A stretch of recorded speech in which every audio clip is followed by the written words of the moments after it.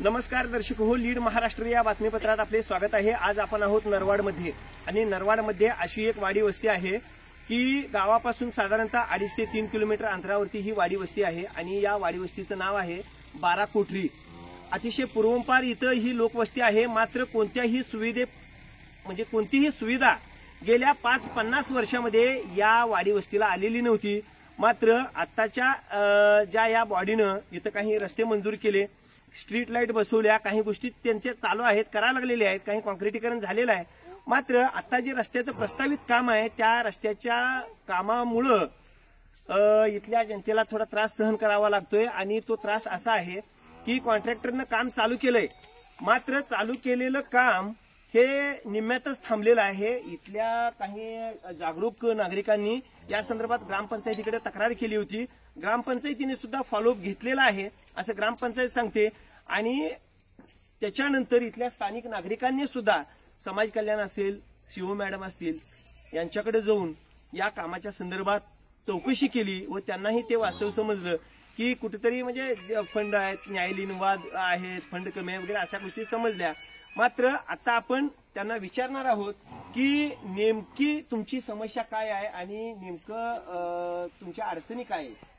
अडचण म्हणजे कसं आहे सर, इथं पूर्वी जायला रस्ता होता, म्हणजे रेल्वे ट्रॅक एकच होतं, या साईडने रस्ता होता। आता रेल्वे ट्रॅक 2 झाल्यामुळे रस्ता पूर्ण बंद झाला, या वस्तीवरती यायला रस्ताच नाही, कुणीकडे पर्याय रस्ता मार्ग काय नाही। नरवाड ते 12 कोठरीला फक्त एकमेव रस्ता हा रेल्वे लाईन होता, त्यानंतर 2 लाईन पडल्यानंतर हा रस्ता पूर्ण बंद झालेला आहे आणि कमीत कमी मला वाटतं की 40 ते 50 मुलं कॉलेजची लहान मुलं 1ली ते 10वी पर्यंत शिकणारी, 12वी शिकणारी रोज येऊन जाऊन करतात। आणि रेल्वे ट्रॅक असं आता इलेक्ट्रिक झाल्यामुळे रुळावरती जाऊन येऊन करतात। त्यांनी पण आम्हाला पूर्ण हे असं म्हणजे हे केले की रुळावरनं कुणी जायचं नाही असं, पण यांना जायला यायला रस्ता नाही। पण मला सांगा, आता तुमच्याकडे पर्यायी मार्ग नाही म्हटल्यावर आता तुमची मुलं कुठून जातात? त्या ट्रॅकवरनं जातात। जोपर्यंत मुलगा शाळेत जात नाही तोपर्यंत त्यांचं आई वडील इथं थांबतात आणि जोपर्यंत मुलगा शाळेतून घरी येत नाही तोपर्यंत पण इथं वाट बघत, सकाळी पण संध्याकाळी पण काम धंदा सोडून सगळ्या ती मुलांची पूर्ण काळजी घेण्यासाठी एखादं लहान मुलं असतं त्यांना। आणि पावसाळ्यामध्ये अशी परिस्थिती आहे सर, 2-2 किलोमीटर डेड बॉडी आम्ही चादरीतून घेऊन आलो इथं। आणि कसं झालंय, 1965 पासून इथं आम्ही मतदान करतो ग्रामपंचायतमध्ये, त्याच्या अगोदर दुसऱ्या बॉडीने येऊन केले आणि ह्या वेळेला जी बॉडी आली 2021 पासून 2023 पण आता 2 वर्ष झाली। सरपंच साहेब आहेत आपले मारुती दादा, त्यांचं सहकार्य बाबू आम्ही सतीश कुमार म्हणतो त्यांना, त्यांच्या सहकार्यातून हे रस्ता आणि रस्त्याच्या पूर्व बाजूला पूर्ण नरवाड ते 12 कोठरी पर्यंत शेतकऱ्याच्या सहकार्यातून आम्ही त्यांचं 7-12 घेऊन एक लाईन रस्ता म्हणजे मंजूर करून घेतला। थोडेफार शेतकऱ्यांचं म्हणजे विरोध पण आहे, पण रस्ता पण मुर्मीकरण पण झाले आणि मुर्मीकरण थोडं झाले, थोडं काम चालू आहे, त्यांनी त्यांच्या प्रयत्नानं सरपंच साहेब करत आहेत काम, आतलं पण काम पूर्ण थोडंफार केलेलं आहे। पण काही समाजकंटक काहीतरी अडथळा किंवा असं कोणीतरी स्टे आणलाय असं चालू, पण आम्ही परत आज आमचे दोघे मित्र सांगली पंचायत समिती, जिल्हा परिषद जाऊन सगळे चौकशी करून आले असता कुठलं शासनाचं स्टे वगैरे काही नाही, त्याच्यावरती काही नाही। तुमची अशी मागणी आहे का की हा रोड जो चालू आहे त्याचं काम पण चालू झालं होतं? हा, चालू झालं, तो चालू होतं आणि अचानक मध्येच थांबले, अचानक मध्येच थांबले ते काम।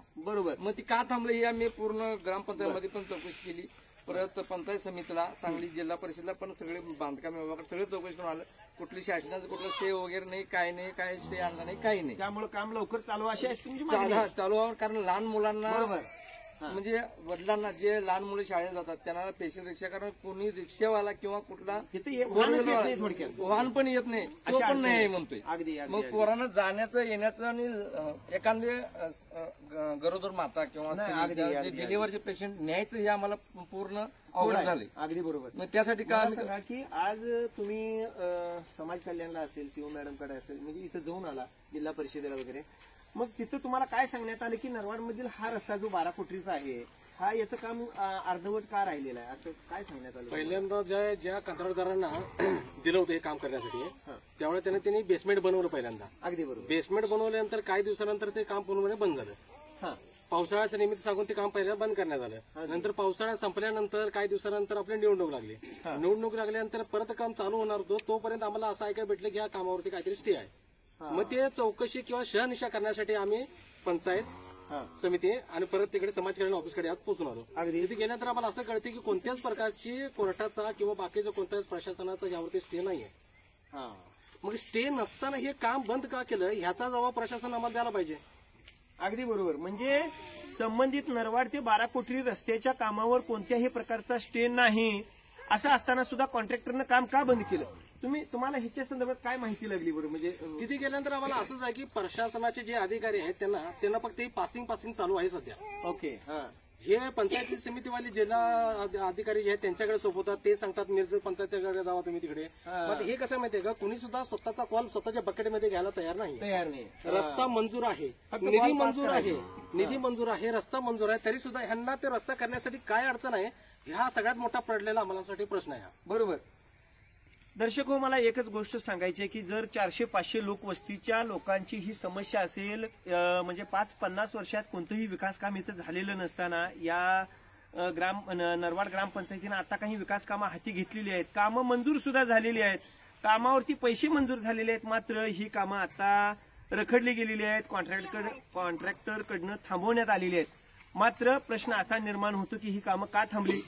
इथं फार मोठ्या संख्येनं जवळजवळ 90% दलित वस्तीच आहे ना इथं. पूर्णपणे दलित वस्ती म्हणजे पूर्णपणे दलित वस्ती इथं असताना, एवढी लोकसंख्या असताना जर हा फंड खर्ची पडत नसेल तर मग नेमकं काय करायचं? या फंड म्हणजे इतके मोठे फंड इथं मंजूर झालेले आहेत आणि जर काम थांबत असेल तर या लोकांची ही अडचण फार भयावह आहे. त्यामुळं प्रशासनाला एक विनंतीच आहे की लवकरात लवकर इथला हा जो 12 कोटीचा रस्ता आहे तो रस्ता व्हावा आणि प्रशासनाने याची दखल घ्यावी.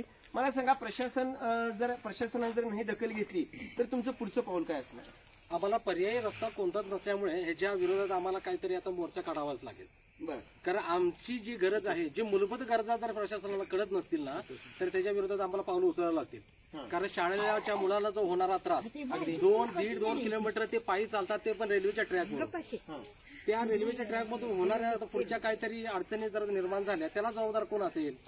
बरोबर. मग त्याच्यासाठी लवकरात लवकर मुलं गेली, समजा रेल्वे आली तर काही धोका, फार मोठा धोका आहे, फार मोठा धोका. मग ह्याच्या विरोधात जर आम्हाला काय लवकरात लवकर ह्यावर तोडगा नाही निघाला तर आम्हाला ह्याच्या विरोधात काय तर पावलं उचलायला लागतील. आणि प्रशासनाने ह्याची लवकरात लवकर दखल नाही घेतली तर आम्ही येणाऱ्या ह्या 8 दिवसामध्ये सर्वच आमची दलित वस्ती जे दलित बांधव आहेत त्यांना घेऊन 400-500 लोक आम्ही घेऊन तिकडे पंचायती समोर आम्ही हा मोर्चा उभा करू. कदाचित आम्ही ह्यासाठी आम्हाला उपोषण करायला लागले तर त्यासाठी आम्ही तयार आहोत.